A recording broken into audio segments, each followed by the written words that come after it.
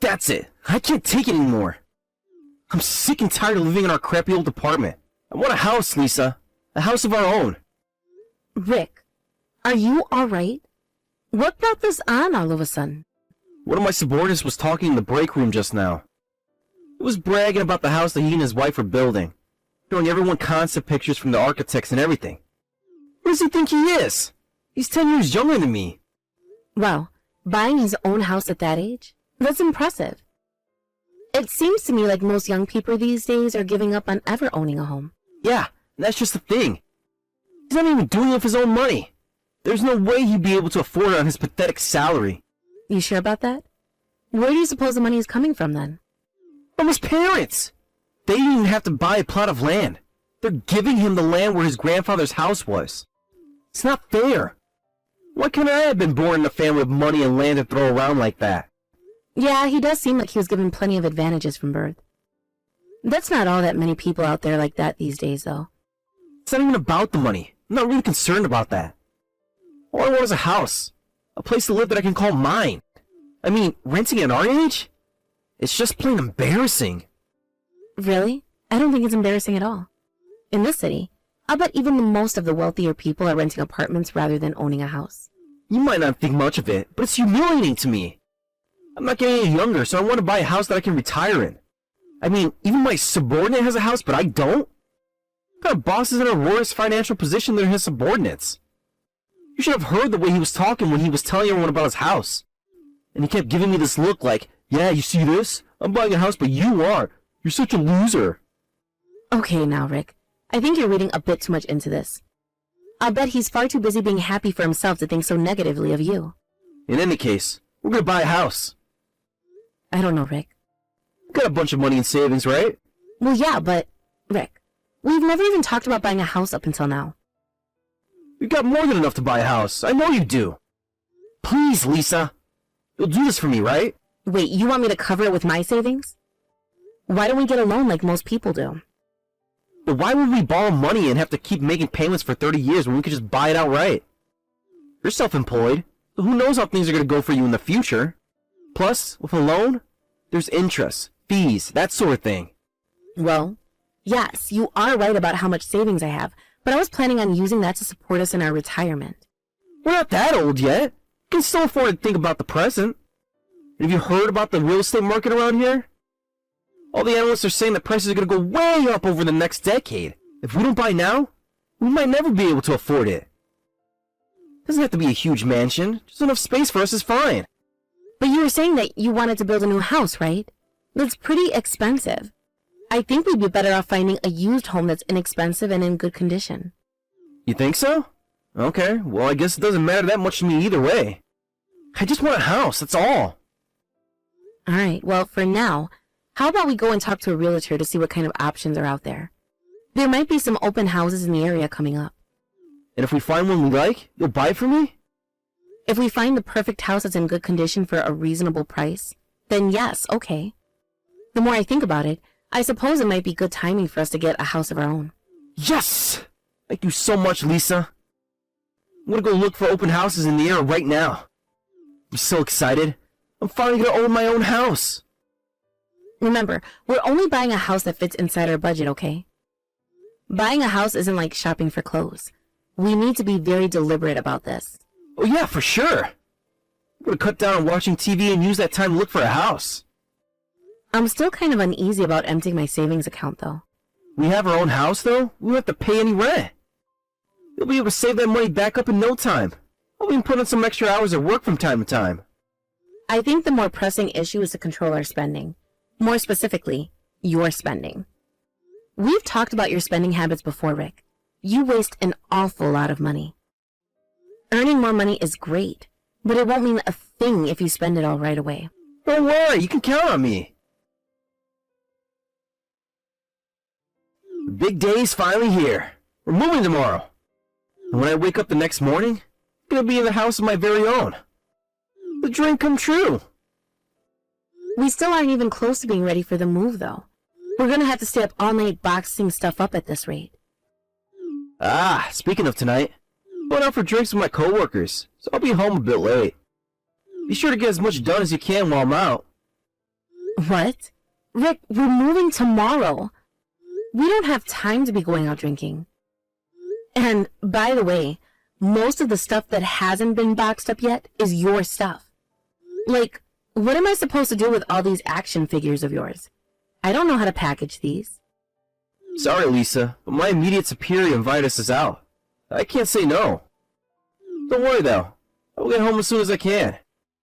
This is unbelievable. Why are you throwing all of this on me, Rick? You were the one who insisted that we buy a house, but I'm the one that had to do all the work. Huh? What else have you done besides pack? Are you serious? Everything! Including looking through listings, which you explicitly said you were going to do. About the only thing you did was come along to an open house or two. Every single step of the way, from talking to the realtor to packing up our stuff, I've been completely on my own. I was busy with work, though. Okay, meanwhile, I had to take paid leave in order to do everything. So you don't get to use your work as an excuse. Whoa there, Lisa. What's up with this massive mood swing? Are you going through menopause or something? You caused nothing but trouble for the realtor, too. I lost track of how many times you changed your mind at the last minute. Did I really? Yes, you did. I would find a house and show it to you. You would say you love it. Then, right as we were about to sign the contract, you found something you didn't like about it, and we had to start from scratch. You're so indecisive, Rick. That realtor is a practical saint for being patient enough to deal with you. It's their job to deal with people like me. A house is the most expensive thing most people will ever purchase in their lives. Only natural for people to be picky and change their mind a couple of times. We're not talking about finding some minor detail that turns you off about a place. We're talking about you doing a full 180 within a single day. Like, do you have amnesia or something? In the morning, you say, I want a big backyard. Then in the evening, you'd be like, I don't want to have to mow the lawn every other week. Hey, we picked out a great house in the end, didn't we? It's in a nice, safe area with a lot of other new houses around it. It was really cheap for being just a few years old. Yeah, I do have to admit that we got a pretty good deal on it. I'm glad we decided to buy a house rather than build a new one. You see? You're satisfied, I'm satisfied, everyone's satisfied. You should be thanking me for being so picky. Well, it's mostly thanks to the hard work of the realtor. It's a little small, but it's more than enough for the two of us. And if we suddenly find ourselves needing space for a kid or two? I think we could do fine here with one kid, but two might be a bit much. If need be, I can repurpose my office into a nursery. Wait, you were serious about making one room into an office for yourself? Yeah? Did you think I was joking? You said you were thinking about it, but I didn't think you meant it. The living room's pretty big. Why don't you just work there? I won't be able to focus in the living room. Good grief, Lisa. They're not pleasing you at all? In case you've forgotten, the only reason we were able to buy this house in the first place is because of how hard I work at my job. If I had a room that I could use as a space to focus on my work, my performance would go up even higher. And since buying this house wiped out practically all my savings, I'm gonna have to work twice as hard to save it all back up again. What's wrong with the way you work now? I say you already work more than hard enough. I let you have a room to display your action figures, Rick. Since you get a room to yourself, I deserve a room for myself too. Do you have any idea how hard I've worked to collect and maintain all those action figures? Plus, a bunch of them are really rare. You have to keep them locked up in the secure case. All that stuff takes up a lot of space. But you just need a computer. Seriously, Rick? I let you have an entire room just for your collection. It's only fair that I have some space to work in. And they're just to you? What is all this stuff? That's my sister's stuff. This is Jenna's stuff. But why did she send it to you? Duh. It's because she's gonna come and live with us. She's unemployed and her loser fiancé just broke up with her. I felt so bad for her. I said she could come and live with us to keep her company. You have got to be kidding me. This is the first I'm hearing of this. Yeah? And why do you suppose that is? If I talked to you about this ahead of time, you would have just said no. I figured it'd be safe once her stuff arrived. Now that things have gone this far, there's no way you can turn her away now. Rick, how could you do something so selfish? We don't have an empty room in the house. Exactly where are you planning on having her sleep? You have that room with all your stupid work stuff in it, right? Give her that room. Not a chance. You're the one who invited your sister to live with us without so much as mentioning it to me first. You can clear out the room with all of your action figures and give her that one. No way! I need that room. This is a non-negotiable. That's complete nonsense. You don't need a room for your action figures. You want it. I, however, actually need my office. What in the world has gotten into you? Did you think that you could just force me into doing things your way by sheer force of will? Yeah? Just who do you think you are anyway? Do you think you're the king of this house or something? That couldn't be farther from the truth. You don't get to decide everything that happens here by yourself. Actually, I can. Aren't you forgetting something very, very important, Lisa? This is my house. What? Whose name is on the title, Lisa? Go ahead. Pull it out and tell me. I believe you'll find that it is my name on that title, and that as such, I do get to make all the decisions I want. I'm well within my rights to determine who gets to live here and what room is used for what purpose. If you don't like it, then you can move out. Oh, wait, hold on. What are you talking about? You know what I'm talking about? This is my house, Lisa. I make the rules. No, it isn't. It's mine. It is not. Okay, how about I ask you this way? What exactly makes you think the house is yours, Rick? Can you explain that to me? I found the listing for this house, contacted the realtor, went to an open house, signed the purchase agreement, and paid for it all by myself. And my name is on the title. But we're married, though. Doesn't that mean the title defaults to the husband? Is that how you thought it worked? This isn't the 1600s anymore, Rick. Women can own property now. But I'm the man of the house. That's just an expression. It's not legally binding. Just because you are the man of the house doesn't make you the man who owns the house. It doesn't? Look, I understand that your sister has fallen on hard times, and I'm not opposed to helping her out. I'll even allow her to live with us like you want. However, there are a few conditions. 1, we will discuss with her and set a reasonable time limit by which she needs to find her own place. 2, I am not giving her my workroom. Then where is she supposed to sleep? Isn't that obvious? In your room. Rearrange things so a bed fits in there or clear out your action figures. Oh, and one more thing. She's going to be contributing to expenses too. I'll let her be our housemaid, but I'm not going to become her mother. How can you be so cold, Lisa? This is my sister we're talking about, and she's going through a lot right now. Don't you feel any desire to help out a family member in need? You said her fiancé dumped her, but it's curious that you left out why he dumped her. He simply got tired of her going out to the bar every night and using his money to pay for it. It's not just her ex-fiancé either. Even your parents are furious at her shenanigans. She's brought this situation upon herself. I can't believe the words coming out of your mouth. Or, well, these are texts, so they're actually coming out of your fingers. But that aside, I'm incredibly disappointed in you. No matter what you say, my sister is going to live with us, and we are going to support her however we can. Lisa, what's going on with the door? I'm trying to unlock it, but my key doesn't work. Is it broken or something? No, I just changed a lock. You what? Why? We just moved in. Why do you need to change out the locks already? Because if I didn't change the locks, then you'd be able to get inside. But I live here. I don't get it, Lisa. What are you doing? I'm kicking you out of the house. You told me yesterday that the person whose name is on the title can decide who gets to live here and who doesn't, right? When I thought about it, I came to see that you made an excellent point. So, as the person whose name is on the title of this house, I hereby decree that you are not welcome any longer. What's the matter with you? This isn't your house. We're married. It's our house. You have no right to kick me out of the house. Which is it, Rick? Could you please make up your mind? Either the person whose name is on the title owns the house, or both of us own the house. I'm not going to let you change the rules when things aren't going your way. Okay, maybe you have a point there. But if you boot me out of the house, what am I supposed to do? And not just me, what about Jenna? She's going to be here tomorrow. I mean, I'm a guy, so in the worst case scenario, I can always camp out under the stars if the weather's decent. I can't let a woman sleep outside at night. Why don't you get a room at a hotel? You've got enough money to cover at least a few nights, right? Are you telling me I'd have to pay for a hotel room for the both of us?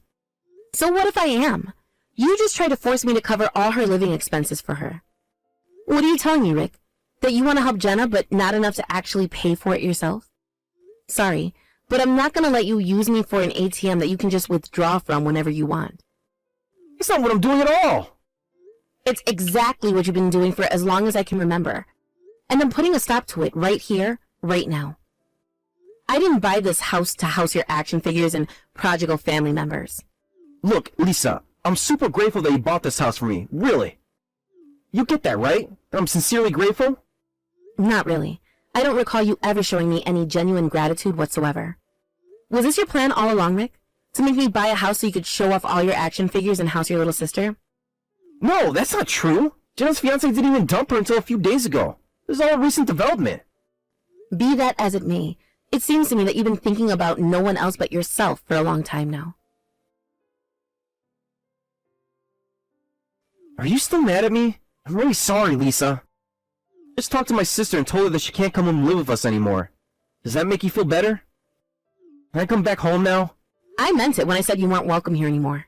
This house is mine to do what I please with it. Are you really still going on about that? I already told you I was sorry. I shouldn't have talked to you like I did. I was being an arrogant jerk and I really regret it. Oh, and another thing, I'm divorcing you. What? You've got to be kidding me. I wouldn't joke about such a serious topic as this, Rick. I'm going to box up all your stuff and put it out in the front yard, so come over and pick it up as soon as possible. Wait! I know what I did was wrong, Lisa. I shouldn't have threatened to kick you out of the house. I realize my mistake now. You don't want to repeat the same mistake I did, do you? Please, stop pretending like you and I are on the same level. I'm not the type to just throw out empty threats willy-nilly like you. I'm following all the necessary legal procedures to get rid of you. That's where you're wrong.